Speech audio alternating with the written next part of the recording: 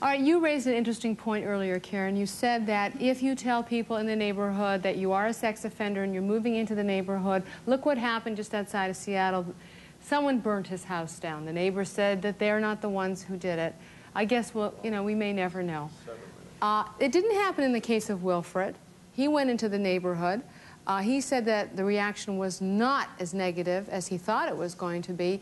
So I'm not sure that we should taint everyone with the same brush necessarily and say, if we pass this kind of legislation, it means that, you know, sex offenders' homes will be torched. God knows what will happen to them, their families, and their lives.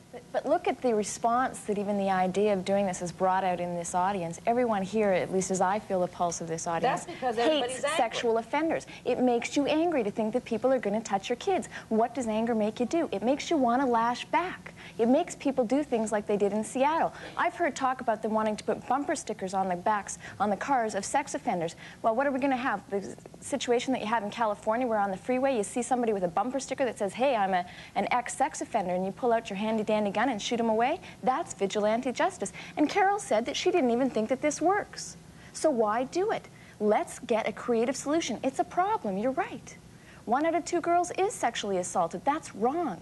Let's treat it. Well, I think, to be fair to Carol, she said that she doesn't think it works in rehabilitating sex offenders. Why she thinks it does work is because everybody in the neighborhood knows that person is a sex offender, and they take sort of better care of the children. Not have the scope for looking over their shoulder at all the criminals. So this is a way of getting the responsibility of the community to help in curbing molestation.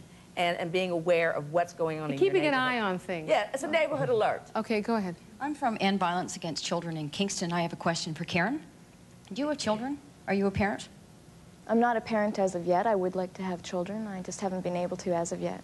And what I really question here is your moral values and your why you are so hell-bent and determined on defending the most despicable human beings who hurt and kill children. Because I believe that every individual has humane qualities, and we all, if we forget about that, we are not a humane society. That's why I stand up for the rights of individuals who hurt innocent children who can't run away? They're not completely despicable. Every human being has a kernel of just true humanity inside of them, and if we forget about that, we are a godless, there is no humanity in brutalizing an innocent child. I will take a break here.